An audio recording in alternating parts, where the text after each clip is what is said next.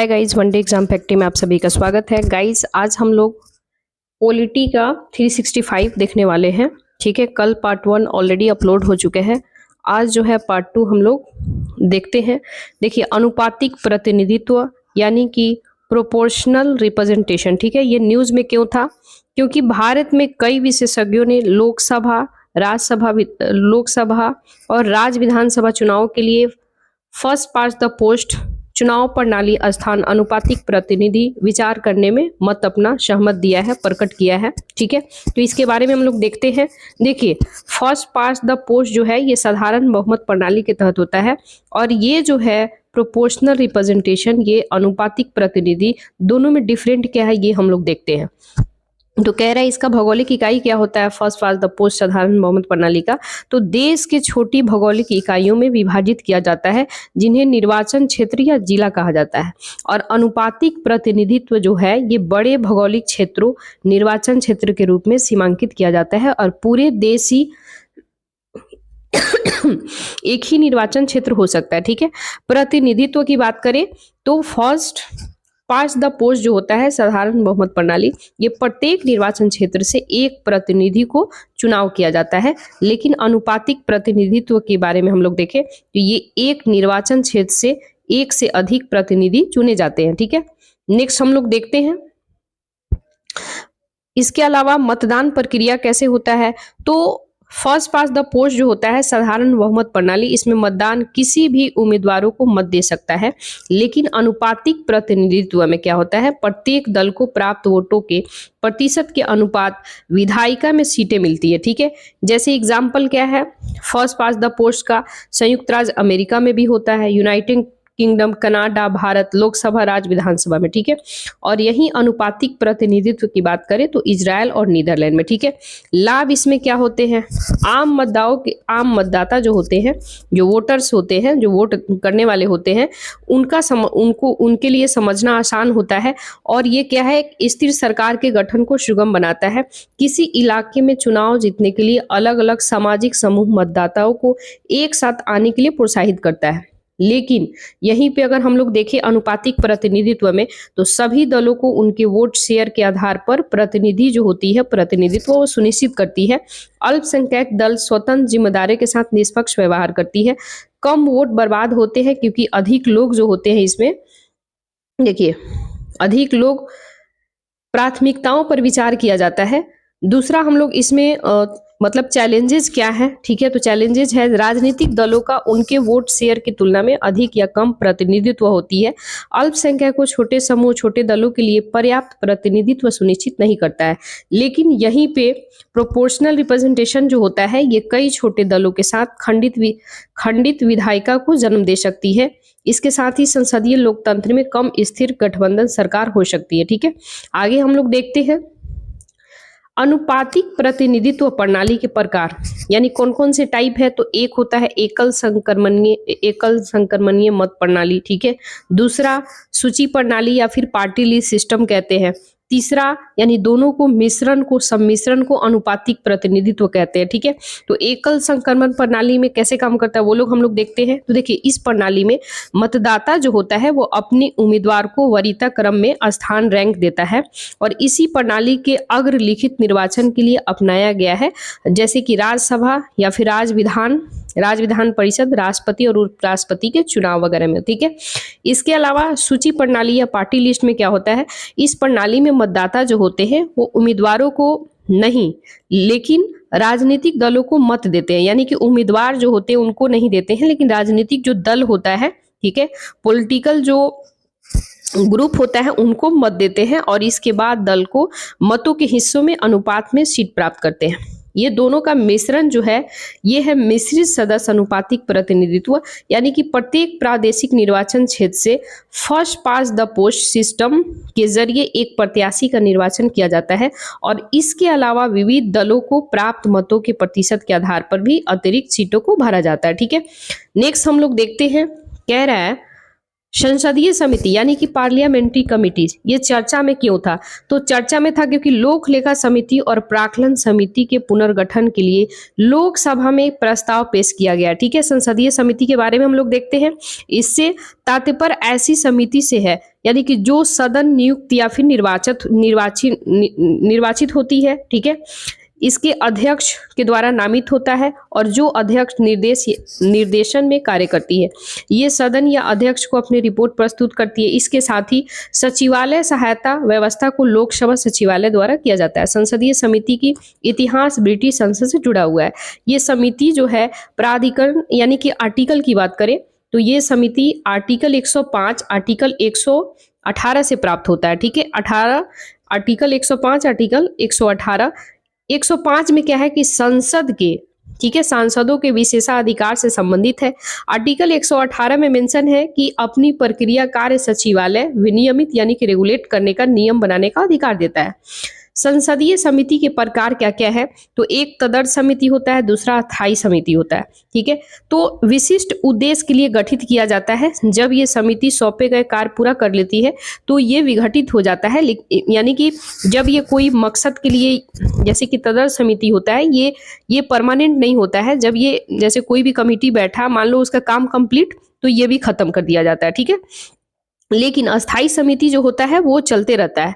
तो जैसे कि इसमें एक कमेटी बैठा था जिसमें रेलवे कनेक्शन समिति, संसद भवन परिसर में खाद्य प्रबंधन पर संयुक्त समिति यानी कि तदर्थ समिति कुछ पार्टिकुलेट समय पीरियड के लिए बनाया जाता है जब तक कि कमेटी का काम समाप्त नहीं हो जाता है। यानी वो रिपोर्ट सौंपेगा वैसे वैसे इसका समाप्त हो जाएगा कार्यकाल। ठीक है, लेकिन अस्थाई समिति जो होती है ये अस्थाई नियमित समितियां होती है और ये समय समय पर इनका गठन किया जाता है। जैसे वित्तीय समितियां, विभाग से संबंधित अस्थाई समिति, अधीनस्थ विधान समिति। ठीक है, थोड़ा इसके बारे में हम लोग देख लेते हैं। देखिए सुर्खियों में क्यों रहा लोक लेखा समिति? तो लोक लेखा समिति पहली बार जो है इसका गठन 1921 में हुआ था। मॉन्टेग्यू चेम्सफोर्ड सुधार के आलोक में किया गया था। 22 सदस्य होते हैं लोक लेखा समिति, 22 सदस्य होते हैं जिसमें 15 लोकसभा से और 7 राज्यसभा से होता है। इसका कार्यकाल की बात करें तो भारत सरकार के राजस्व और व्यय जो होता है एक्सपेंडिचर लेखा परीक्षण करता है। प्राक्कलन समिति जो होता है ये पहली बार प्राक्कलन समिति को 1950 में गठन किया गया था।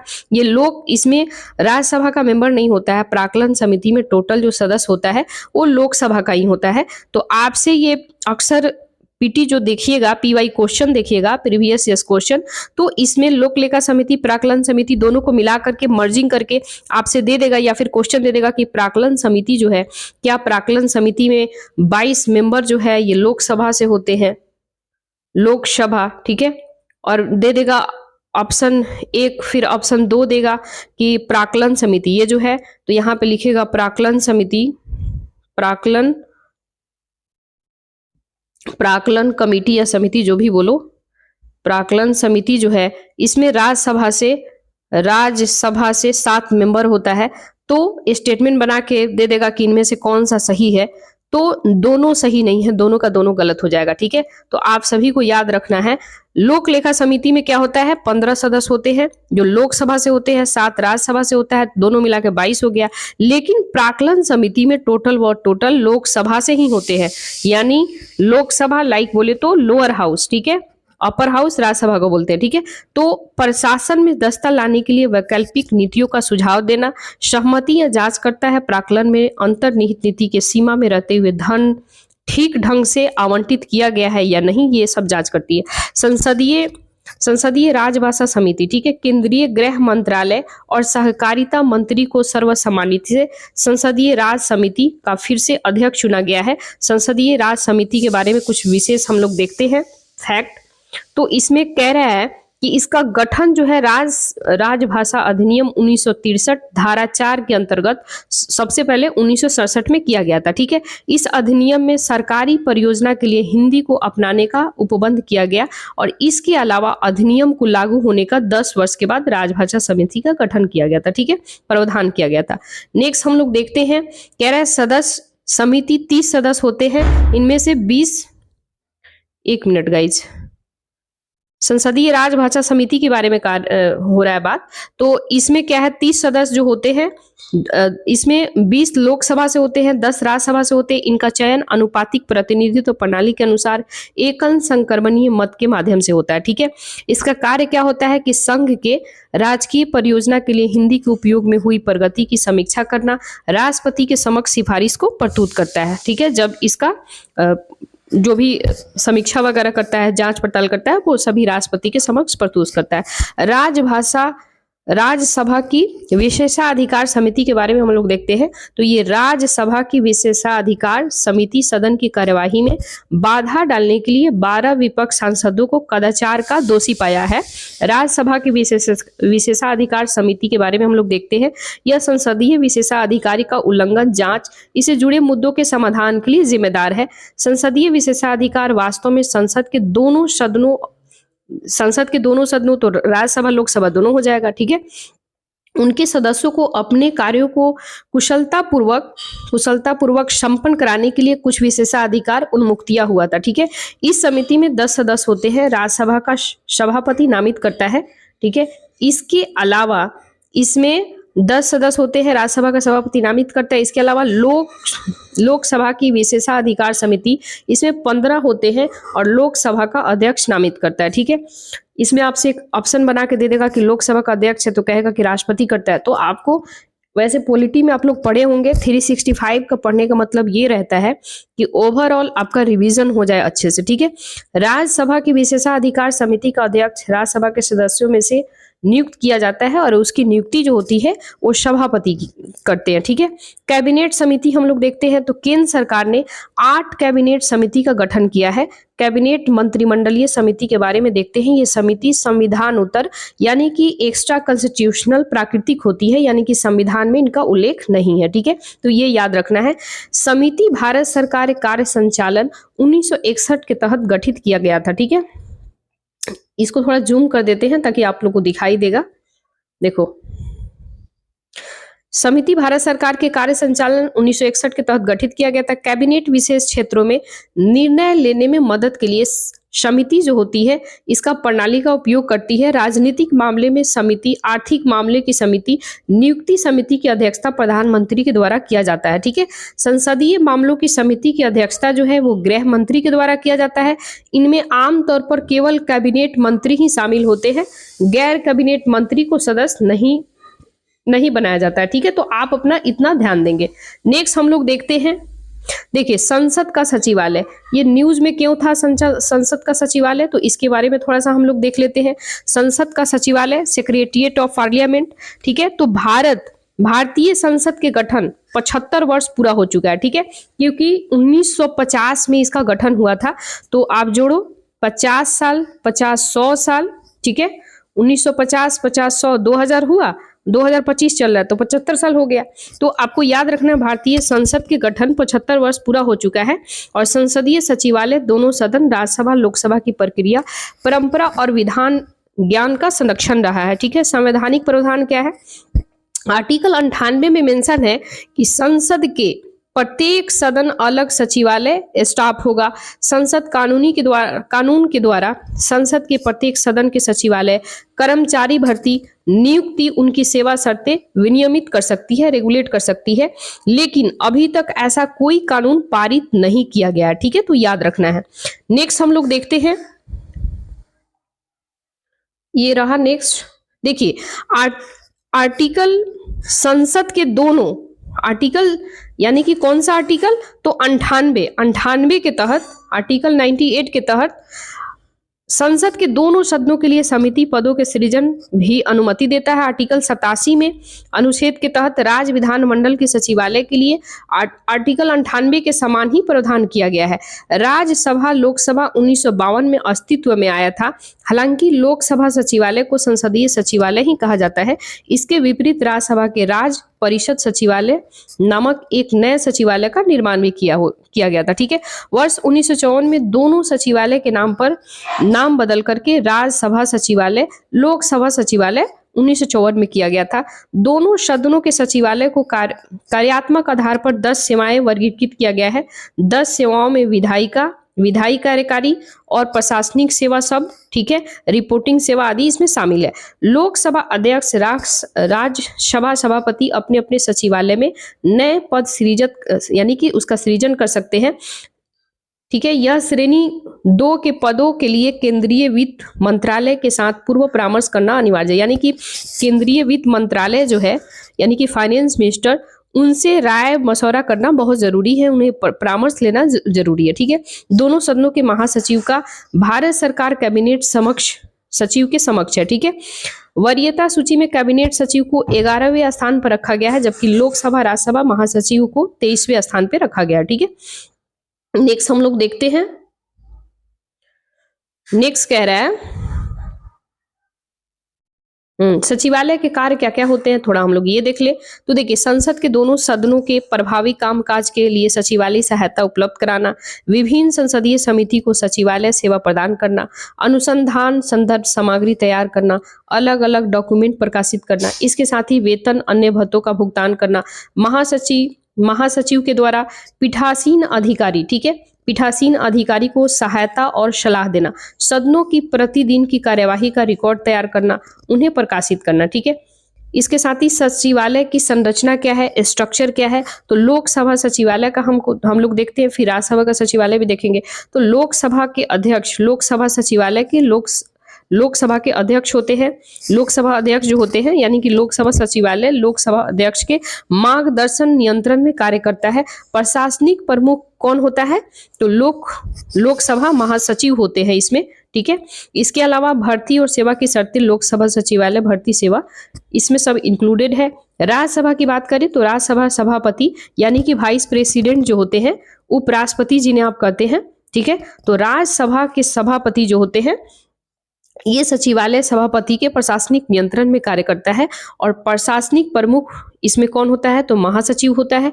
ये एक एक पॉइंट याद इसलिए रखना है ना कि इसी में ऑप्शन आपको दे देगा कि महासचिव की जगह दे देगा कि प्रशासनिक प्रमुख जो होता है वो वाइस प्रेसिडेंट दे देगा, तो आप गलत करके आ जाइएगा। तो एक एक वर्ड पे थोड़ा सा, वैसे आप लोग पढ़े होंगे पॉलिटी, ये रिवीजन है, 365 जो होता है वो रिवीजन के लिए ही आता है स्पेशली, और खासकर जो भी करंट न्यूज में रहता है उसी बेसिस पे इसका बैकग्राउंड वगैरह इंफॉर्मेशन स्टैटिक पोर्शन को जोड़ के देता है, ठीक है। भर्ती सेवा की शर्तें, ये राज्यसभा सचिवालय भर्ती और सेवा, ये सारे राज्यसभापति जो होते हैं, ठीक है, सचिवालय राज्यसभा सचिवालय इसके अंतर्गत ये सब काम करता है, ठीक है। नेक्स्ट हम लोग देखते हैं इनकी सेवा शर्तें क्या है। तो नियम 1955 के तहत इन नियमों को रेगुलेट किया जाता है। राष्ट्रपति लोकसभा के अध्यक्ष के परामर्श से यानी कि परामर्श से प्रख्यापित है, ठीक है। लाइक कहने का मतलब कि बिना उनसे परमिशन लिए, बिना उनसे परामर्श लिए, बिना उनसे नेगोशिएशन किए आप नहीं कर सकते हैं। राज्यसभा में हम लोग देखें तो शर्तें नियम 1957 के द्वारा शासित है, ठीक है। तो 55 यहाँ है, तो यहाँ पे 2 साल आपको बढ़ा देना है, ठीक है। इसके अलावा राष्ट्रपति राज्यसभा सभापति के परामर्श से प्रख्यापित होते हैं, लाइक इनसे नेगोशिएशन करते हैं। नेक्स्ट हम लोग देखते हैं अन्य महत्वपूर्ण अदर इंपॉर्टेंट न्यूज क्या क्या है, तो उसके बारे में हम लोग देखते हैं। कह रहा है कैबिनेट सचिव यानी कैबिनेट सेक्रेटरी के बारे में देखते हैं। तो केंद्रीय कैबिनेट की नियुक्ति समिति जो होती है, एक नए कैबिनेट सचिव नियुक्ति की मंजूरी दी है। इसका कार्यकाल 30 अगस्त 2024 से 2 वर्षों का होगा, ठीक है। कितने वर्षों का होगा, तो 2 वर्षों का होगा, ठीक है। कैबिनेट सचिव के बारे में देखते हैं। इसकी नियुक्ति जो है कैबिनेट की नियुक्ति समिति वरीयता सहयोग के आधार पर किया जाता है। भारत सरकार कार्य का आवंटन नियम 1961 के तहत भारत सरकार कार्य का संचालन करता है 1961 प्रशासन के लिए, ठीक है, जिम्मेदारी होता है। मुख्य कार्य क्या क्या करते हैं, तो केंद्रीय मंत्रालय के बीच समन्वय सुनिश्चित करना, मंत्रालय विभाग के बीच मतभेदों को दूर करना, ठीक है। कैबिनेट सचिव सिविल सेवा बोर्ड पदेन अध्यक्ष भी होता है। कैबिनेट सचिव के पास केंद्र सरकार की विभागों के ऊपर कोई भी अधिकार नहीं होता है, ठीक है। केंद्र सरकार के सचिवों के बीच सर्वोच्च अधिकार माना जाता है, ठीक है। आगे हम लोग देखते हैं। देखिए, कह रहा है कि संसद में राष्ट्रपति का अभिभाषण, यानी कि संसद में राष्ट्रपति का अभिभाषण ये चर्चा में था। राष्ट्रपति ने 18वीं लोकसभा के गठन के बाद संसद के दोनों सदनों की संयुक्त बैठक को संबोधित किया। राष्ट्रपति के अभिभाषण के बारे में हम लोग देखते हैं तो यह आर्टिकल 86(1) के में मेंशन है। राष्ट्रपति संसद के किसी एक सदन में या दोनों सदनों की संयुक्त बैठक में अभिभाषण कर सकेगा। इसके साथ ही संविधान के लागू होने से लेकर के अभी तक किसी भी राष्ट्रपति ने इस प्रावधान के तहत अभिभाषण नहीं किया है। ठीक है, संविधान के आर्टिकल 87 में मेंशन है कि जब राष्ट्रपति संसद के दोनों सदनों की संयुक्त बैठक में विशेष अभिभाषण देता है तो ये 2 अवसर होते हैं प्रत्येक आम चुनाव के बाद। पहले सत्र के जैसे आम चुनाव हुआ, ठीक है, तो जैसे 2024 में लोकसभा चुनाव हुआ तो उसके पहले सत्र में ये आरंभ करेंगे। दूसरा जो है प्रत्येक वर्ष के पहले सत्र में आरंभ करेंगे। ठीक है, मूल संविधान में आर्टिकल 87(1) के तहत सत्र के आरंभ में संसद के दोनों सदन मतलब लोकसभा राज्यसभा, ठीक है, दोनों सदनों में राष्ट्रपति के अभिभाषण का प्रावधान था। प्रथम संविधान संशोधन 1951 के द्वारा प्रावधान में संशोधन किया गया। ठीक है, आगे हम लोग देखते हैं, कह रहे हैं कि संसद सदस्यों की शपथ यानी कि ओथ के बारे में, जो पार्लियामेंट के मेंबर होते हैं उनका ओथ के बारे में इसमें मेंशन है, चर्चा में क्यों है। तो 18वीं लोकसभा के गठन के लिए नवनिर्वाचित संसद यानी कि जो भी नए लोग अभी चुन करके आए हैं, ठीक है, तो उनको शपथ दिलाया गया। शपथ से संबंधित क्या क्या प्रावधान है उसमें हम लोग देखते हैं तो आर्टिकल 99 में मेंशन है, आर्टिकल 99 में कि संसद सदस्यों का शपथ या प्रतिज्ञान से संबंधित है। इसके आर्टिकल के अनुसार प्रत्येक सदन अपना स्थान ग्रहण करने से पहले राष्ट्रपति या उसके द्वारा उसके उद्देश्य से नियुक्ति व्यक्ति के समक्ष शपथ लेगा, प्रतिज्ञान करेगा। शपथ के प्रारूप संविधान के 3री अनुसूची में मेंशन है। ठीक है, नेक्स्ट हम लोग देखते हैं, यदि कोई सदस्य शपथ लिए बिना सदन में अपना स्थान ग्रहण करता है तो उसके लिए आर्टिकल 104 में दंड का प्रावधान किया गया है। इस नियम का अपवाद क्या है, कोई व्यक्ति संसद के लिए चुने बिना भी मंत्री तो बन सकता है, लेकिन 6 महीने के भीतर उसे संसद का सदस्य बनना पड़ता है, चाहे वो लोकसभा का ले चाहे राज्यसभा का। ठीक है, शपथ अंग्रेजी में या संविधान में अनुसूची 22 भाषाओं में से किसी में भी ले सकता है। ठीक है, नेक्स्ट हम लोग देखते हैं, तो नेक्स्ट कह रहा है संविधान से संबंधित मुद्दा, इशू रिलेटेड टू कॉन्स्टिट्यूशन। ठीक है, नागरिकता सिटीजनशिप जो है इस बार बहुत ही ज्यादा चर्चा में रहा है, तो इसके बारे में हम लोग देखते हैं। देखिए, नागरिकता जो है ये सिटीजनशिप ये बहुत ही न्यूज में था। सुप्रीम कोर्ट के एक संवैधानिक पीठ ने नागरिकता अधिनियम 1955 की धारा 6A यानी 6A की वैधता को बरकरार रखा है, वैलिड रखा है। नागरिकता अधिनियम 1955 के बारे में हम लोग जानेंगे। नागरिकता प्राप्त करने के कौन कौन तरीके हैं जिससे आपको नागरिकता मिल सकता है, तो 5 तरीके हैं। या फिर बाई जन्म होना चाहिए यानी बाई बर्थ होना चाहिए, या फिर बाई डिसेंट होना चाहिए यानी बाई वंशानुक्रम होना चाहिए, इसके आधार पर आपको नागरिकता मिल सकता है। दूसरा, नेचुरलाइजेशन होना चाहिए यानी कि देशीकरण के माध्यम से भी आप नागरिकता ले सकते हैं। तीसरा, रजिस्ट्रेशन के माध्यम से, पंजीकरण जिसको बोलते हैं, इसके माध्यम से भी ले सकते हैं। चौथा जो है, किसी राज्य क्षेत्र का भारत का भाग बन जाने से, ठीक है, एक्विजिशन ऑफ टेरिटरी, ये इस 5 प्रकार से आप नागरिकता प्राप्त कर सकते हैं। ठीक है, नेक्स्ट हम लोग देखते हैं, कह रहा है कि दोहरी नागरिकता का प्रावधान नहीं है, हमारे इंडिया में दोहरी नागरिकता का प्रावधान नहीं है। संयुक्त राज्य अमेरिका, यूनाइटेड किंगडम, पाकिस्तान देशों में दोहरी नागरिकता का प्रावधान है। ठीक है, कहाँ कहाँ, संयुक्त राज्य अमेरिका में भी है, यूनाइटेड किंगडम में भी है, पाकिस्तान में भी है, लेकिन हमारे भारत में नहीं है। धारा 6A नागरिकता अधिनियम 1955 एक विशेष प्रावधान है। इस वर्ष 1985 में केंद्र सरकार असम आंदोलन के नेताओं के बीच हस्ताक्षरित असम समझौता के बाद नागरिकता संशोधन अधिनियम 1985 के जरिए शामिल किया गया था। ठीक है, धारा के तहत यानी कि 1 जनवरी 1986 से 24 मार्च 1971 के बीच पूर्वी पाकिस्तान यानी कि वर्तमान में बांग्लादेश से असम में आकर के बसे सभी व्यक्तियों को विदेशी घोषित किए जाने की तारीख से 10 वर्ष के बाद भारतीय नागरिकता प्रदान करने का प्रावधान किया गया। ठीक है, नागरिकता संशोधन अधिनियम 2019 नागरिकता अधिनियम 1955 में संशोधन करता है। ठीक है, इसमें क्या क्या चीज है उसमें थोड़ा हम लोग देख लेते हैं, न्यूज में बहुत ही ज्यादा था। तो विदेशी विषयक अधिकरण फॉरेन ट्रिब्यूनल्स जो है, ये सुप्रीम कोर्ट ने असम के रहने वाले यानी हाल ही में जो न्यूज में था, सुप्रीम कोर्ट ने कहा है कि असम के रहने वाले एक व्यक्ति को भारतीय नागरिक घोषित किया है। इससे पहले इस व्यक्ति को राज्य के विदेशी विशेष विषयक अधिकरण ने विदेशी करार दिया था। इसकी स्थापना अर्ध न्यायिक निकाय है। इन्हें विदेशी विषयक अधिनियम 1946 की धारा 3 के अकॉर्डिंग केंद्र सरकार के द्वारा विदेशी विषयक अधिकरण आदेश 1964 के तहत स्थापित किया गया है। अधिकार क्षेत्र भारत में केवल विदेशी विषयक अधिकारों के पास ही किसी व्यक्ति को विदेशी घोषित करने का अधिकार है। इसका अर्थ है कि असम के राष्ट्रीय नागरिक रजिस्टर एनआरसी जो है, ठीक है, एनआरसी में किसी भी व्यक्ति का नाम शामिल नहीं होने भर से भी वह स्वतः विदेशी नागरिक नहीं हो जाता है। ठीक है, यानी सुप्रीम कोर्ट का ये स्टेटमेंट है। फिर कह रहा है कि इसके शक्ति के बारे में, यानी कि इसके पावर क्या होते हैं। तो सिविल प्रक्रिया संहिता 1908 के तहत सिविल कोर्ट की शक्तियां मेंशन है। ठीक है, नेक्स्ट है नागरिकता संशोधन नियम 2024, सिटीजनशिप अमेंडमेंट एक्ट के बारे में देखते हैं। ये बहुत ही ज्यादा न्यूज में था।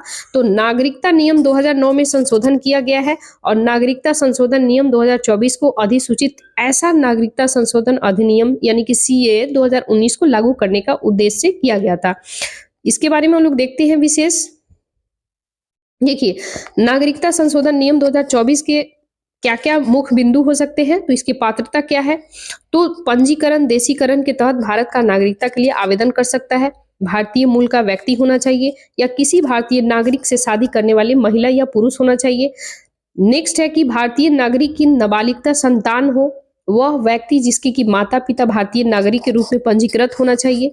वह व्यक्ति जिससे माता या पिता में से कोई एक स्वतंत्र भारत की नागरिक रही हो या रहा हो। ठीक है, ओसीआई कार्ड धारक के रूप में पंजीकृत व्यक्ति होना चाहिए। ये जो भी है 1 2 3 1 2 3 4 5 6, ये पांचों 6 में से कोई भी होना चाहिए, तब आप भारतीय मूल के व्यक्ति हो सकते हैं।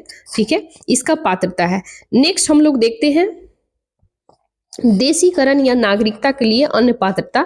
तो नागरिकता के लिए आवेदन करने वाले व्यक्ति को आवेदन में दिए गए विवरण सत्यता के प्रमाणित करने वाला एक शपथ पत्र दाखिल करना होगा।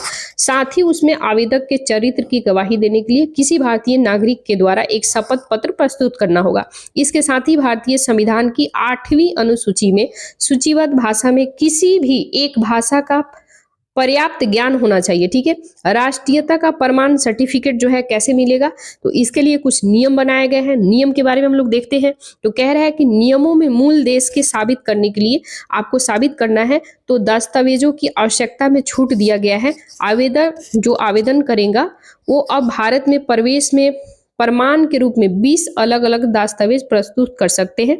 इन दस्तावेजों में वीजा है, आवासीय है, परमिट है, जनगणना है, पर्ची है, ड्राइविंग लाइसेंस है, आधार कार्ड है, ये सारे हैं।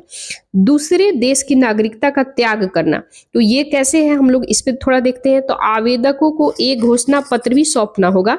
यानी कि मान लो कि दूसरे देश की नागरिकता अगर उसको त्याग करना है, उसको छोड़ना है, तो उसके लिए क्या क्या आप आवेदन कर सकते हैं। तो कह रहा है आवेदक को एक घोषणा पत्र सौंपना होगा। इसके साथ ही इसमें मेंशन है कि आवेदक का भारतीय नागरिकता के लिए आवेदन मंजूर हो जाता है तो उसे अपने देश की नागरिकता समाप्त मानी जाएगी। ठीक है, यानी इसमें ये बात मेंशन है, सपोज करो कि आप अमेरिका में रह रहे हो, वहां का आप नागरिकता ले लिए हैं और भारत में आपका जन्म भी है, यहाँ भी रह रहे हैं, तो दो जगह तो होगा नहीं। तो यहाँ का आपको मतलब लिख करके देना होगा कि हम वहां के ही ले चुके हैं, तो यहाँ स्वतः खत्म हो जाएगा। तो आपको एक घोषणा पत्र देना पड़ेगा।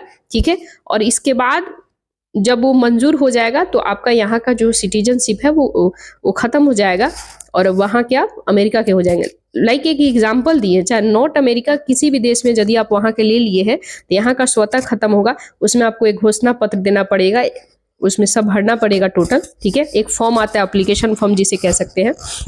आपको भरना होगा कि फलाने फलाने जगह हम ऐसे ऐसे वहाँ का ऑलरेडी मिल चुका है, तो आप वहीं का आप ले सकते हैं। ये भारत सरकार के तहत हमारे इंडिया में ये रूल है। ठीक है, नेक्स्ट हम लोग देखते हैं, कह रहा है प्राधिकारी जिसके पास नागरिकता के लिए आवेदन करना, यानी कैसे करेंगे। तो नागरिकता अधिनियम 1955 धारा 6B के तहत, यानी कि 6 बी के तहत 6B के तहत नागरिकता के लिए आवेदन जिला स्तरीय समिति के माध्यम से अधिकार प्राप्त समिति इम्पावर्ड कमिटी को इलेक्ट्रॉनिक रूप में करना होगा। जिला स्तरीय समिति के बारे में केंद्र सरकार के अधिसूचना जारी करेगा। ठीक है, नेक्स्ट हम लोग देखते हैं यानी कि नागरिकता संशोधन अधिनियम 2019 के बारे में देखते हैं। इस संशोधन में क्या है कि यह प्रावधान किया गया है, जो अवैध प्रवासी निम्नलिखित 4 शर्तों को पूरा करते हैं उन्हें अधिनियम के तहत अवैध प्रवासी माना जाता है। ठीक है, जैसे कि हिंदू, सिख, बुद्ध, जैन, पारसी, ईसाई धर्म से हो। ठीक है, वे अफगानिस्तान, पाकिस्तान, बांग्लादेश से आए हो। याद करने का कैसे टिक है गाइज, ऐसे याद कीजिएगा, BAP बाप, BAP बाप। ठीक है, बाप से जो आया हो। ठीक है, लाइक बोले तो B for Bangladesh, A for Afghanistan, P for Pakistan. इसमें मुस्लिम का शामिल नहीं होना चाहिए बाप में, याद रखना है। BAP बाप से याद कीजिएगा, BAP बाप, बाप से आए हुए कोई भी व्यक्ति, ऐसे याद कर सकते हैं। वो कोई भी व्यक्ति में मुस्लिम नहीं होना चाहिए। तो कौन कौन कम्युनिटी का होना चाहिए, तो हिंदू हो, सिख हो, बौद्ध हो, जैन हो, पारसी हो, ईसाई धर्म, 5 धर्म में से 1 हिंदू, सिख 2, बौद्ध 3, जैन 4, पारसी 5, ईसाई 6 धर्म में। ठीक है, 6 कास्ट में, लाइक हिंदू, सिख, बौद्ध, जैन, पारसी, ईसाई, ये 6 में से BAP से आया हो, BAP बाप। ठीक है, B for Bangladesh, A for Afghanistan, P for Pakistan. ठीक है, ये मुस्लिम नहीं होना चाहिए, याद रखना है आपको। ठीक है, आगे हम लोग देखते हैं, वे अफगानिस्तान, पाकिस्तान, बांग्ला से आए हो, 31 दिसंबर 2014 को या उससे पहले भारत में प्रवेश किया हो तथा वे संविधान की 6ठी अनुसूची में शामिल है, चाहे वो असम, मेघालय, मिजोरम, त्रिपुरा के कुछ आदिवासी क्षेत्र, inner line permit Arunachal Pradesh, Mizoram, Nagaland के तहत आने वाले क्षेत्रों से नहीं आते हैं। ठीक है, इसके अलावा केंद्र सरकार ने ऐसे प्रवासी को पासपोर्ट भारत में प्रवेश अधिनियम 1920 तथा फॉरेनर्स एक्ट 1946 इनके तहत बनाए गए नियमों या आदेशों के खिलाफ दंडित करने से छूट दिया गया है।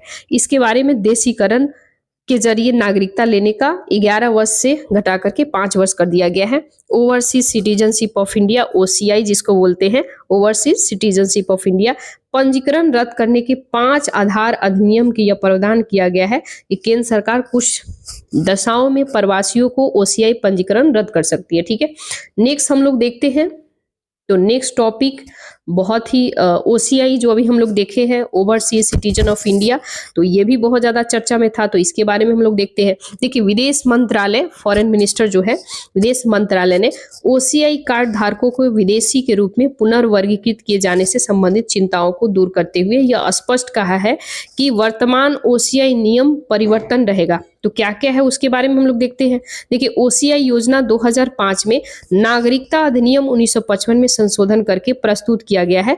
विदेशी सैन्य कर्मी, चाहे वे सेवा में हो या सेवानिवृत्त हो, OCI प्राप्त करने के लिए पात्र नहीं है। ठीक है, 2015 में भारतीय मूल के व्यक्ति OCI यानी ओवरसीज सिटीजन ऑफ इंडिया को एक श्रेणी OCI में मिला दिया गया है। ठीक है, इसके अलावा OCI कार्ड धारकों के लिए पात्रता पाकिस्तान, बांग्लादेश के नागरिकता को छोड़कर के कोई भी विदेशी नागरिक, जैसे कि जो 26 जनवरी 1950 के समय या उसके बाद किसी भी समय भारत का नागरिक था, या फिर जो 26 जनवरी 1950 को भारत का नागरिक बनने के योग था, या फिर जो उस क्षेत्र से संबंधित था जो कि 15 अगस्त 2047 के बाद भारत का हिस्सा में बन गया था, या जो ऐसे नागरिक का पुत्र या पुत्री या फिर पौत्र हो, पोती हो, उसका परपोत्र हो, परपौत्री हो, या फिर जो उस वर्णित ऐसे व्यक्ति की नाबालिग संतान हो या नाबालिग बच्चा है और जिसके माता पिता दोनों भारत के नागरिक हैं, या माता पिता में से कोई एक भारतीय नागरिक हो। ठीक है,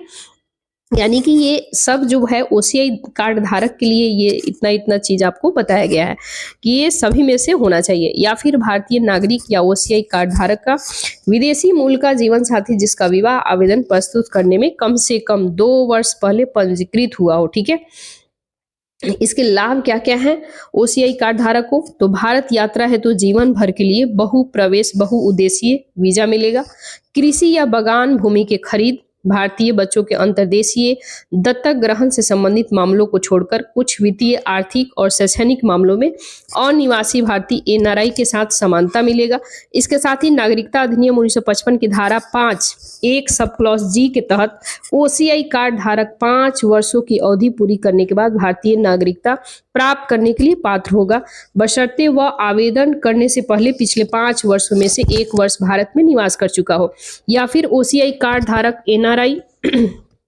एनआरआई के समान यानी नॉन रेसिडेंशियल इंडियन के समान राष्ट्रीय पेंशन योजना में नामांकन करने के लिए पात्र हो। या ओसीआई कार्ड धारकों से संबंधित प्रतिबंध क्या क्या है उस पर हम लोग चर्चा कर लेते हैं। तो प्रतिबंध में क्या है, ओसीआई को दोहरीकरण नागरिकता के रूप में नहीं समझा जाना चाहिए। ओसीआई कार्ड वोट देने के राजनीतिक अधिकार प्रदान नहीं करता है।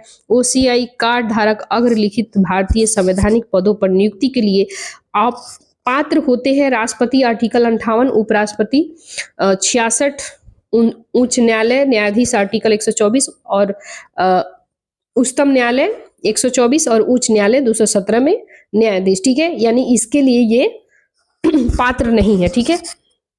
नेक्स्ट हम लोग देखते हैं और क्या क्या है। तो ओसीआई कार्ड धारक लोकसभा, राज्यसभा, विधानसभा, विधान परिषद के सदस्य बनने के लिए भी अपात्र है, यानी कि ये विधानसभा का मेंबर नहीं बन सकते हैं, विधान परिषद के सदस्य नहीं बन सकते हैं, राज्यसभा लोकसभा का ये पात्रता नहीं है, अपात्र है, ठीक है। लोक नियोजन यानी कि सरकारी रोजगार के मामले में अवसर की समानता के संबंध में आर्टिकल 16 के तहत मेंशन है। ओसीआई कार्ड धारक केंद्र सरकार के द्वारा निर्दिष्ट कुछ विशेष पदों को छोड़कर संघ हो या राज्य सरकार की किसी भी लोक सेवा पद के लिए पात्रता इनको नहीं मिलेगा। लाइक बोले तो ये एलिजिबल नहीं है, कुल मिला के एक लाइन में बोले तो, ठीक है। उन्होंने देश में अनुसंधान, पर्वतारोहण या फिर धर्म प्रचार गतिविधि, पत्रकारिता, प्रतिबंध संरक्षित क्षेत्रों के दौरान करने के लिए विशेष मंजूरी की आवश्यकता है, यानी कि उनको परमिशन लेने की आवश्यकता है यदि धर्म प्रचार करना चाहते हैं ओसीआई मेंबर, ठीक है, या फिर कोई भी चीज के लिए प्रचार कर सकते हैं, पत्रकारिता वगैरह करना चाहते हैं तो आपको उसके लिए जो गवर्नमेंट भारत सरकार का रूल है उसके अकॉर्डिंग ओसीआई में जो जो मेंशन है वो होना चाहिए, और इसके बाद विदाउट परमिशन आप नहीं कर सकते हैं, ठीक है। नेक्स्ट हम लोग नेक्स्ट क्वेश्चन कह रहे हैं, नेक्स्ट हम लोग देखते हैं। तो नेक्स्ट क्या कह रहा है, नेक्स्ट टॉपिक जो है आरक्षण और एफर्मेटिव एक्शन, ठीक है। Affirmative action, reserve and affirmative action सुर्खियों में क्यों था, तो हाल ही में संयुक्त राज्य अमेरिका के कई राज्य अपने यहाँ से विद्यालय परिसर में विविधता कार्यक्रमों को प्रतिबंधित किया है, निषिद्ध कर दिया है, ठीक है। तो एफर्मेशन एक्शन क्या है इसके बारे में हम लोग देखते हैं। तो एफर्मेशन एक्शन से मतलब यह है कि सकारात्मक कार्रवाई पक्षपात से है, सामाजिक या नस्लीय भेदभाव का सामना करने वाले सामाजिक समूहों के लिए शिक्षा, रोजगार आदि में प्रतिनिधित्व बढ़ाने के लिए एफर्मेटिव एक्शन जैसे उपाय अपनाए जाते हैं। तो इसका क्या क्या है हम लोग देखते हैं। कह रहा है कि भारत अमेरिका अफर्मेटिव एक्शन की तुलना में, जैसे भारत और संयुक्त राज्य अमेरिका में क्या क्या है डिफरेंट देखते हैं। संवैधानिक व्यवस्था भारत में क्या है, संविधान स्पष्ट रूप से अफर्मेटिव एक्शन सकारात्मक कार्रवाई का प्रावधान करता है, लेकिन वहीं अमेरिका में अफर्मेटिव एक्शन की अनुमति देने के लिए 14वें संशोधन के समान संरक्षण खंड की व्याख्या किया गया है। इसका उद्देश्य क्या है, तो उद्देश्य है भारत में संविधान के माध्यम से अस्पृश्यता यानी कि छुआछूत जो होता है, आर्टिकल 17 को जो समाप्त 17 के तहत अस्पृश्यता का अंत किया गया था, तो वही कह रहा है कि इसका उद्देश्य है भारत में कि अस्पृश्यता का अंत करना, ऐतिहासिक रूप से जिन्हें अछूत समझा जाता है या इस आधार पर उनके साथ किए जा रहे भेदभाव को समाप्त कर दिया जाएगा। दूसरा इसका उद्देश्य अमेरिका में क्या है, तो अल्पसंख्यक समूह महिला के खिलाफ भेदभाव को खत्म करना। इसका लक्षित समूह क्या है, इसका एम्बिशन क्या है इस ग्रुप का, तो सामाजिक शैक्षणिक रूप से पिछड़े वर्ग और आर्थिक रूप से कमजोर वर्गों को के लिए ये समूह है, जो आर्थिक रूप से कमजोर हो, जो सामाजिक रूप से शैक्षणिक एजुकेशन में प्रॉब्लम हो, उनको सपोर्ट किया जाता है।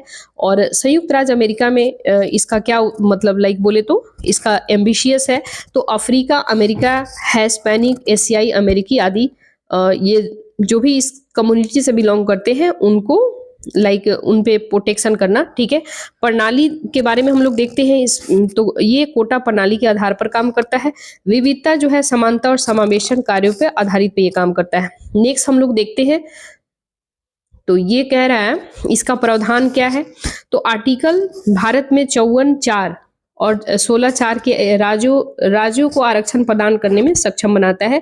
आर्टिकल 15(4) में मेंशन है कि राज्यों को नागरिकों के सामाजिक शैक्षणिक रूप से पिछड़े वर्गों में अनुसूचित जाति अनुसूचित जनजाति की उन्नति के विशेष प्रावधान करने का अधिकार देता है।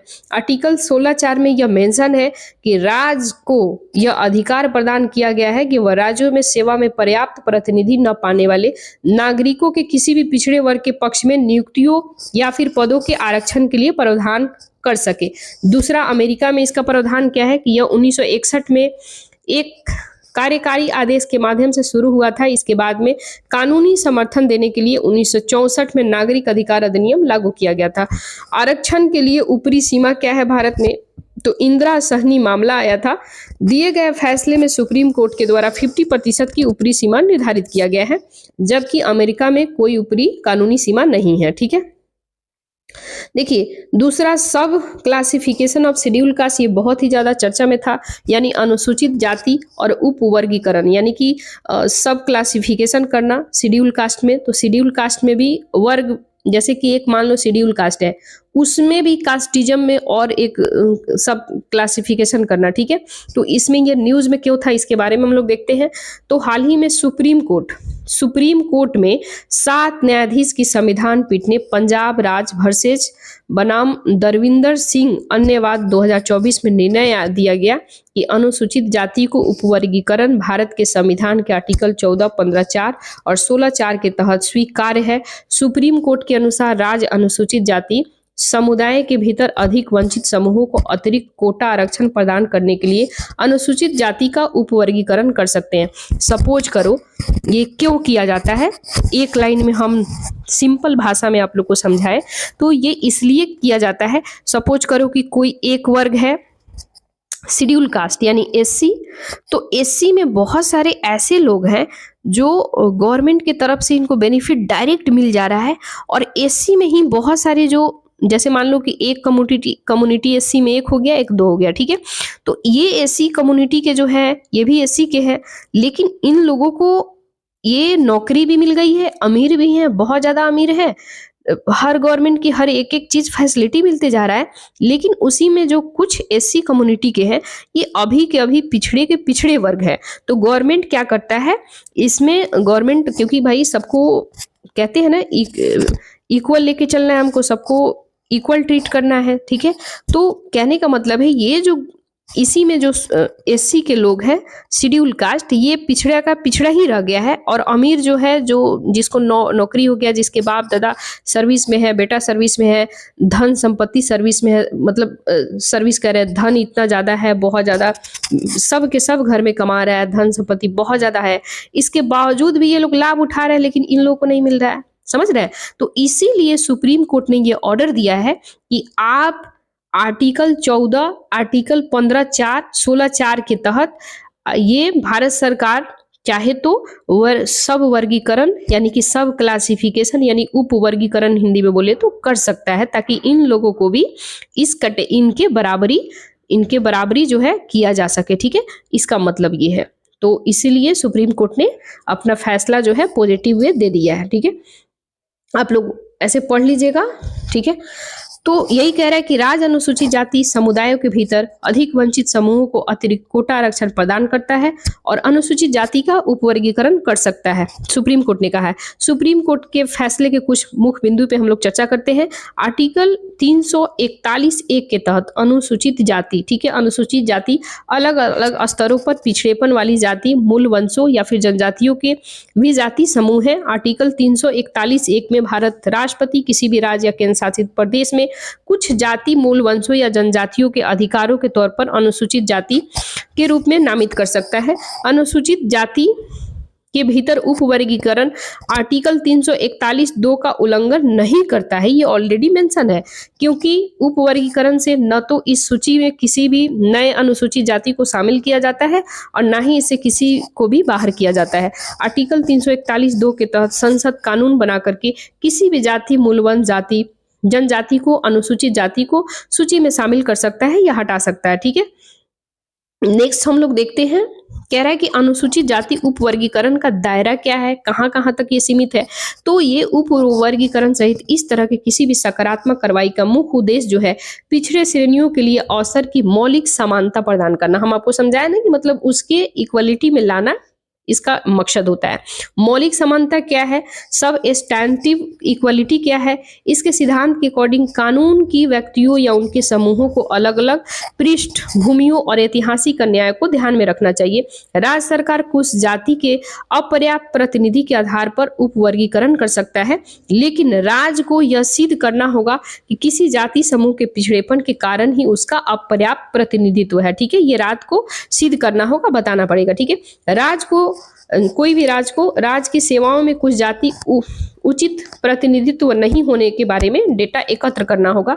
राज्य अपनी इच्छा या राजनीतिक लाभ का अनुसरण कार्य नहीं कर सकता है और उसके निर्णय न्यायिक समीक्षा के अधीन होगा।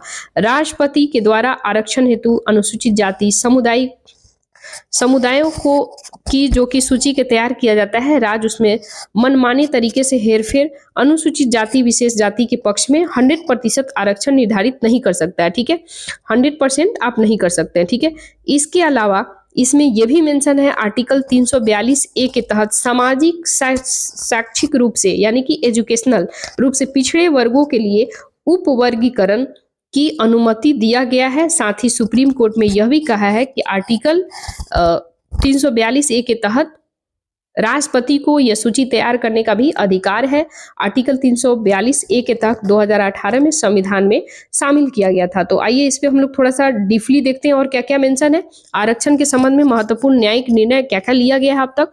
तो इंदिरा सहनी एक केस आया था 1992 में। सुप्रीम कोर्ट ने क्या कहता है कि ओबीसी यानी सरकार जो है ओबीसी के तहत क्रीमी लेयर को आरक्षण के लाभों से बाहर रखना चाहिए। ठीक है, ये इंदिरा सहनी वर्सेज भारत संघ यानी सेंट्रल गवर्नमेंट और Indira Sahni versus central government 1992 में केस आया था। तो सुप्रीम कोर्ट ने कहा कि आप जो है गवर्नमेंट को सेंट्रल गवर्नमेंट को सुप्रीम कोर्ट ने कहा कि ओबीसी के तहत क्रीमी लेयर को आरक्षण के लाभों से बाहर रखना चाहिए। ठीक है, इसके अलावा ईवी चेन्नैया बनाम आंध्र प्रदेश। ठीक है, तो ईवी चेन्नैया वर्सेज आंध्र प्रदेश राज्य 2004 में एक केस आया था और इसमें यह कहा गया था कि अनुसूचित जाति का उपवर्गीकरण, ठीक है, यानी कि अनुसूचित जनजाति यानी कि एसटी के बारे में कहा जा रहा है, शेड्यूल ट्राइब के बारे में कहा जा रहा है आपसे, एसटी यानी शेड्यूल ट्राइब। ठीक है, तो शेड्यूल ट्राइब जो है उपवर्गीकरण राष्ट्रपति के द्वारा आरक्षण यानी कि एससी समुदायों की सूची बनाने की शक्ति के साथ छेड़छाड़ करने के समान है। इसलिए यह संविधान के आर्टिकल 341(2) का उल्लंघन करता है, जो विशेष रूप से संसद को यह शक्ति प्रदान करता है। ठीक है, यानी कि ये उल्लंघन के करता है, जो ये संसद को यह शक्ति प्रदान है। ऑलरेडी सुप्रीम कोर्ट ने ये अपना फैसला सुनाया। नेक्स्ट कह रहा है कि जरनैल सिंह बनाम लक्ष्मी नारायण गुप्ता 2018 में केस आया था। सुप्रीम कोर्ट ने इस पर निर्णय दिया कि क्रीमी लेयर की अवधारणा को आर्टिकल 341, 342 पर लागू करना आरक्षण सुप्रीम कोर्ट समुदाय के सूची के साथ छेड़छाड़ नहीं करता है। ठीक है, अच्छा एक चीज और चर्चा में था, थोड़ा इस पे हम लोग देखते हैं। यूसीसी यानी कि यूनिफॉर्म सिविल कोड बहुत ही ज्यादा चर्चा में रहा, तो इस पे हम लोग थोड़ा देखते हैं। तो देखिए, हाल ही में उत्तराखंड के मुख्यमंत्री ने घोषणा किया कि राज्य में जनवरी 2025 से समान नागरिक संहिता को लागू किया जाएगा, यानी कि जनवरी 2025 में लागू किया जाएगा। उन्होंने ये न्यूज 2024 का है। ठीक है, लेकिन ये कहा कि लागू कब होगा, इसे रेगुलेट फंक्शनिंग कब किया जाएगा, तो जनवरी 2025 से किया जाएगा। तो इस यूसीसी की थोड़ा सा बैकग्राउंड के बारे में हम लोग देखते हैं। स्वतंत्रता से पहले क्या था, स्वतंत्रता के बाद क्या है। तो देखिए, लेक्स लोकी रिपोर्ट 1840 में आता है। इसमें अपराध सबूतों और कॉन्ट्रैक्ट अनुबंध से संबंधित भारतीय कानून का संहितावाद करने में महत्वपूर्ण पर जोर दिया गया था। हालांकि यह सुझाव दिया गया था कि हिंदू और मुस्लिमों के व्यक्तित्व कानून पर्सनल लॉ को इस प्रकार की संहिता कारण से बाहर रखा जाना चाहिए। फिर इसके बाद एक और मामला आता है BN राव समिति। ठीक है, यानी कि एक कमिटी बनता है BN राव कमिटी, जिसको कहा जाता है, 1941 में आता है। और इस कमिटी ने हिंदू कानून संहिताकरण के लिए संहिताबद्ध हिंदू कानून का सुझाव दिया और इसमें महिलाओं को समान अधिकार देने की बात कहा गया था। अच्छा, स्वतंत्रता के बाद इसमें क्या क्या है, यानी कि जब हम 1947 में भारत आजाद हुआ, इसके बाद कह रहा है कि कौन कौन सा कमिटी आया या कौन कौन सा रिपोर्ट है, उस पर आप लोग चर्चा कीजिए। इसमें मतलब मेंशन है, तो इसमें क्या कह रहा है, स्वतंत्रता के बाद विशेष विवाह अधिनियम 1954, इस कानून में भारत के नागरिक विदेश में रहने वाले सभी भारतीयों के लिए किसी भी धर्म आस्था को मानने वाले व्यक्ति से विवाह करने का प्रावधान किया गया है। 4 प्रमुख हिंदू कानून है। हिंदू विवाह अधिनियम 1955 है, हिंदू उत्तराधिकार अधिनियम 1956 है, हिंदू माइनॉरिटी और गार्जियनशिप अधिनियम 1956 है, हिंदू दत्तक और भरण पोषण अधिनियम 1956 है। ठीक है, तो ये सारा है। हम लोग यूसीसी के बारे में थोड़ा देख लेते हैं। इसका आशय है पूरे देश में सभी नागरिकों के लिए एक समान कानून को लागू करना। यह समान कानून सभी धार्मिक समुदाय को विवाह हो, चाहे वो तलाक की बात करे, विरासत की बात करे, गोद लेने की बात करे, उत्तराधिकारी की बात करे, जैसे व्यक्ति मामले में समान रूप से लागू होगा। संविधान के भाग 4 में वर्गीत राज्यों की नीति के निर्देश तत्व यानी कि डीपीएसपी में है, डायरेक्टिव प्रिंसिपल स्टेट पॉलिसी के तहत आर्टिकल 44 में यूसीसी का प्रावधान किया गया है। इसका उद्देश्य क्या है कि नागरिक जो है, नागरिकों के मामलों के लिए एक समान कानूनी ढांचा निर्माण करना है। सभी के लिए एक समान कानून हो, चाहे वो हिंदू मुस्लिम जो भी हो, व्हाटएवर, तो सभी के लिए एक समान कानून ढांचे का निर्माण करना इसका उद्देश्य है। वर्तमान स्थिति क्या है, तो वर्तमान में भारत के व्यक्तिगत कानून यानी कि प्रोपोर्शनल लॉ जो है काफी जटिल प्रक्रिया है, अलग अलग है। यहाँ प्रत्येक धर्म में अपने अपने विशेष कानूनों को पालन होता है। जैसे कि भारत में लागू व्यक्ति कानून क्या है, जैसे हिंदू उत्तराधिकार अधिनियम 1956, यह कानून हिंदू सिख जैन बौद्ध समुदायों पर लागू होता है। वैसे ही है मुस्लिम पर्सनल लॉ या मुस्लिम समुदाय पर लागू होता है। दूसरा जो है भारतीय उत्तराधिकार अधिनियम 1925 है, ये ईसाई पारसी और यहूदी समुदाय पर लागू होता है। गोवा जो है भारत का एकमात्र ऐसा राज्य है जहां पहले से ही समान नागरिक संहिता यूसीसी से अलग है और पुर्तगाली नागरिक संहिता 1867 के रूप में मौजूद है। ठीक है, नेक्स्ट हम लोग देखते हैं। नेक्स्ट कौन सा टॉपिक मतलब बहुत ही ज्यादा चर्चा में था, इस पे हम लोग डिस्कस करते हैं। तो कह रहे हैं उपासना स्थल यानी कि विशेष उपबंध अधिनियम, प्लेस ऑफ वर्शिप। ठीक है, स्पेशल वर्शिप एक्ट क्या है, 1991 के बारे में चर्चा इसमें दिया हुआ है, बहुत ही ज्यादा न्यूज में था। देखिए, तो हाल ही में सुप्रीम कोर्ट ने देश भर में सिविल अदालतों को अगले नोटिस तक पूजा स्थलों के स्वामित्व को चुनौती देने वाले एक मुकदमे दर्ज करने की विवादित धार्मिक स्थलों के सर्वेक्षण का आदेश देने का रोक दिया है। पूजा उपासना स्थल विशेष उपबंध अधिनियम 1991 के बारे में हम लोग देखते हैं। तो यह अधिनियम घोषित करता है कि पूजा स्थल यानी कि वर्शिप प्लेसेस जो है, ये धार्मिक चरित्र वही रहेगा जो कि 15 अगस्त 1947 को था। इसमें कहा गया है कि कोई भी व्यक्ति किसी भी धार्मिक संप्रदाय के पूजा स्थल को किसी भी अलग संप्रदाय या उसके किसी भी दूसरे वर्ग में परिवर्तित नहीं करेगा। यह अधिनियम राज्य पर प्रत्येक पूजा स्थल के धार्मिक चरित्र को बनाए रखने जैसा कि स्वतंत्रता के समय मौजूदा था। ठीक है, सकारात्मक दायित्व भी डालता है। यह घोषणा करता है कि पूजा स्थल के स्वरूप को परिवर्तित करने के संबंध में सभी मुकदमे, अपील या कोई अन्य कार्यवाही जो कि 5 अगस्त 1947 को किसी भी अदालत या प्राधिकरण के समक्ष लंबित होना चाहिए, कानून लागू होते ही समाप्त हो जाएगा। ठीक है, नेक्स्ट इसमें कह रहा है इस अधिनियम के अपवाद क्या है। ठीक है, तो अयोध्या में विवादित स्थल को इस अधिनियम में छूट दिया गया है, ये आपका एक्सेप्शनल है, अपवाद में है। ठीक है, इसके अलावा यह अधिनियम प्राचीन स्मारक, पुरातात्विक स्थल, अवशेष अधिनियम 1958 के अंतर्गत आने वाले स्मारकों व पुरातात्विक स्थल उस पर लागू नहीं होता है। कोई भी विवाद जिसका अंतरिम रूप से निपटारा या निरसन हो गया हो, वे मामले भी इसमें शामिल नहीं है जो पहले ही निपट चुका है या सुलझ गया है, और ऐसे किसी स्थल का कोई रूपांतरित जिसे पूर्व राजा मंदी से किया गया हो या फिर यह अधिनियम के दायरे में नहीं आया हो।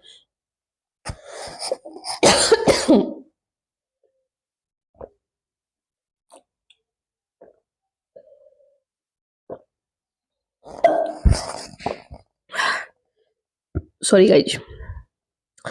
तो आगे है जुर्माना अधिनियम की धारा 6 में इसके प्रावधान का उल्लंघन करने पर जुर्माने के साथ अधिकतम 3 साल की कैद की सजा प्रावधान है। ठीक है, तो ये रहा सुप्रीम कोर्ट की तरफ से जो भी स्टेटमेंट, ऑर्डर, केस, जो भी सारा था, न्यूज़ चर्चा हम लोग देखे। लगभग 53 मिनट वीडियो रिकॉर्ड हो चुका है गाइस, आप इसमें देख रहे हैं 53 मिनट 22 सेकेंड। हाँ, और प्रिवेंटिव डिटेंशन जो है ये चर्चा में था। तो वीडियो काफ़ी लंबा हो जाएगा, मुझे कोई दिक्कत नहीं, मैं चाहूँ तो एक दिन में 5 घंटा लेकर के इसे फिनिश कर दूंगी, अगर आप सभी यदि चाहे तो। बट उसके लिए क्या करना है, कमेंट में बताइए। जैसे मान लो एक दिन का पॉलिटी है तो एक ही बार में मैराथन लेकर के कंप्लीट कर दूंगी, 3 से 4 घंटा में वीडियो अपलोड हो जाएगा। 2x पे आप देख सकते हैं। जैसे 1 घंटा का है तो 2x कीजिएगा तो आराम से आधा घंटा में ये फिनिश हो जाएगा आपका यूट्यूब पे। तो आप सभी को कमेंट करके बताना होगा। इसी तरह जो जैसे हिस्ट्री, आर्ट एंड कल्चर का हो गया, साइंस एंड टेक हो गया, इन्वायरमेंट का हो गया, ठीक है, इकोनॉमी हो गया, पॉलिटी अभी करा ही रहे हैं। तो आप यदि अगर बताइएगा तो, लेकिन एक ही शर्त है कि आप सभी अगर कमेंट करते हैं तो मैं मैराथन लेकर के इसे पूरा कंप्लीट करा दूंगी एक ही वीडियो में, ठीक है। एंड वीडियो कैसा लगा आप सभी ज़रूर बताइएगा, ठीक है, एक्सप्लेनेशन। एंड जितना भी गाइज आप लोग देखिएगा, जितना भी रिपीट कीजिएगा वीडियो को, लाइक उतना ही आप लोग को याद होगा। तो ज़्यादा हम टाइम किल नहीं करेंगे, ओके। एंड आप लोग मन लगा के पढ़ते रहिए, क्योंकि यूपीएससी का एग्ज़ाम बहुत नज़दीक है। और ये जैसे कंप्लीट होता है मैं नेक्स्ट लेकर के आने वाली हूँ।